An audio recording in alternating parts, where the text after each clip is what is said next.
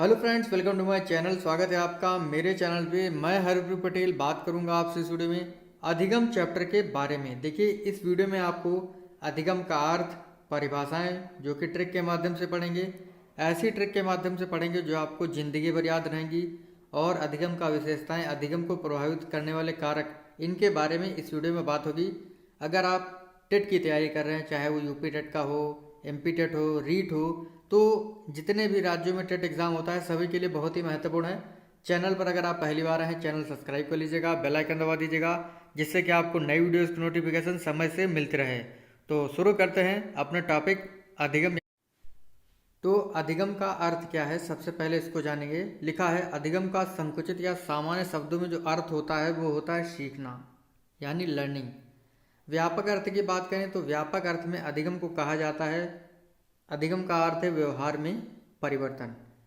बहुत से मनोवैज्ञानिक कहते हैं, लिखा है विस्तृत रूप में और बात करें तो अधिगम क्या होता है, तो हम कह सकते हैं व्यवहार में अभ्यास, प्रशिक्षण और अनुभव द्वारा होने वाला अस्थायी परिवर्तन क्या है, अधिगम है या सीखना है।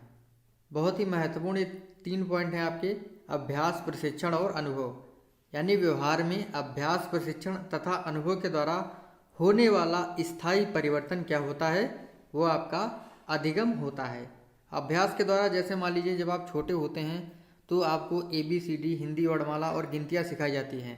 आप इतना अभ्यास करते हैं कि आपको जो है ज़िंदगी भर याद रहती हैं, यानी आपके व्यवहार में स्थायी रूप से जो है बस जाती हैं। प्रशिक्षण देखिए, जैसे आपको कभी कोई प्रशिक्षण ना दिया गया हो, B.Ed का, DLED का, तो आप जो है आपको कभी पढ़ाने के लिए दे दिया जाए तो आप अच्छे से नहीं पढ़ा पाते हैं। लेकिन जब आपको प्रशिक्षण मिल जाता है तो आप जो है अच्छे से पढ़ाने लगते हैं। अनुभव की बात करें, देखिए अनुभव, एक्सपीरियंस, चाहे कोई भी हो, व्यक्ति हो, जानवर हो, या बड़ा व्यक्ति हो, बच्चा हो, तो वो जो है अनुभव के माध्यम से सीखता है। मान लीजिए कोई कैंडल है और जो छोटा सा बच्चा होता है उसको जो है कोई भी आकर्षक चीज़ दिखती है तो वह उसकी ओर भागने लगता है। तो जैसे बचपन में उसने एक बार जो है जलती हुई मोमबत्ती छू ली तो वो समझ जाता है कि इससे हम जल जाएंगे, यानी उसने अनुभव प्राप्त कर लिया। तो अनुभव के द्वारा व्यवहार में होने वाला स्थायी परिवर्तन क्या है, अधिगम है। तो हम कह सकते हैं व्यवहार में अभ्यास, प्रशिक्षण तथा अनुभव द्वारा होने वाला स्थायी परिवर्तन क्या होता है, आपका अधिगम होता है। इस चीज़ को आप लोग ध्यान रखिएगा।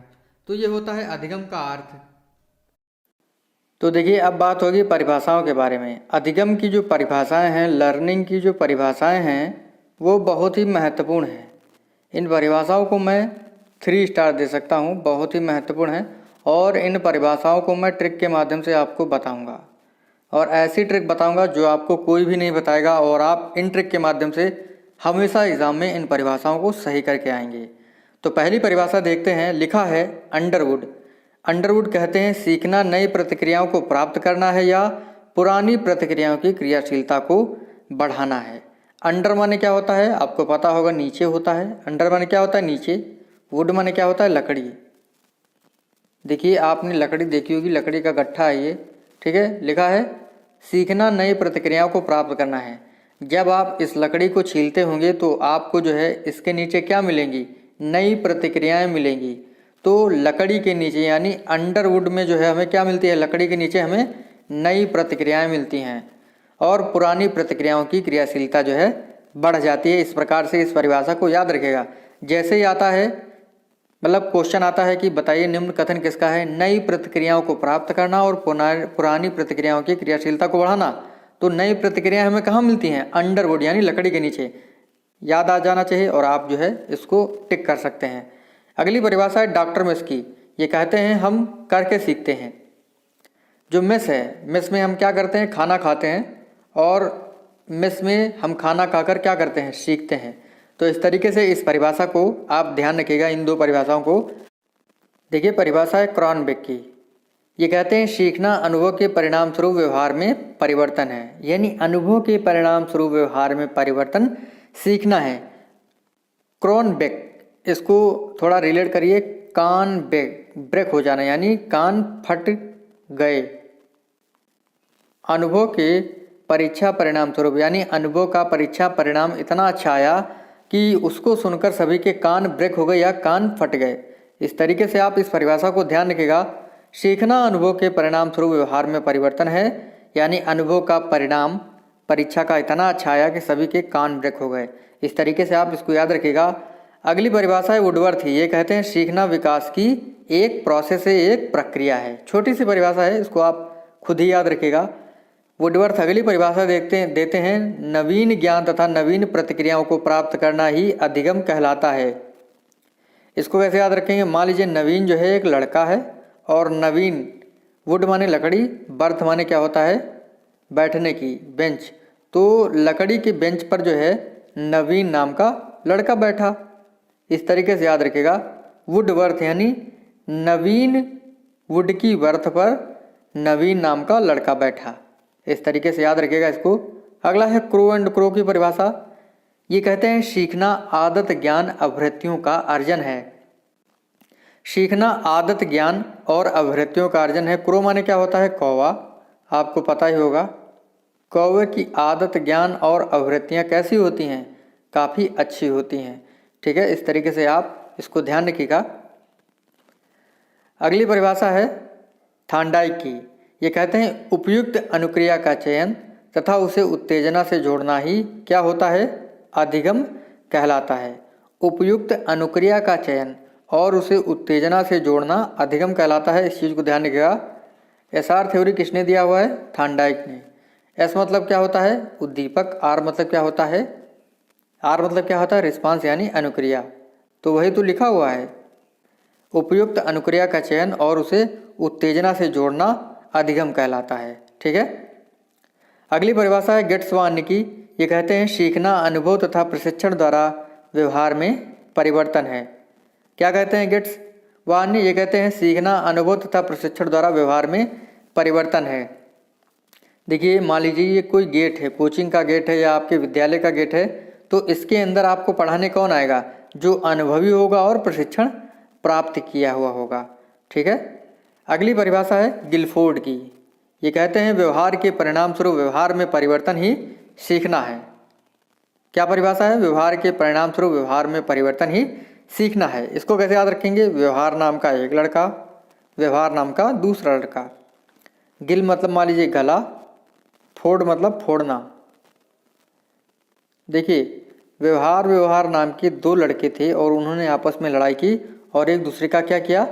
गिल फोड़ दिया, गला फोड़ दिया। ठीक है, तो ध्यान रखिएगा इस परिभाषा को। अगली परिभाषा है मॉर्गन और गिलीलैंड की। ये कहते हैं सीखना अनुभव के परिणाम स्वरूप प्राणी के व्यवहार में परिमार्जन है जो प्राणी द्वारा कुछ समय के लिए धारण किया जाता है। सीखना अनुभव के परिणाम स्वरूप प्राणी के व्यवहार में परिमार्जन है जो प्राणी द्वारा कुछ समय के लिए धारण किया जाता है।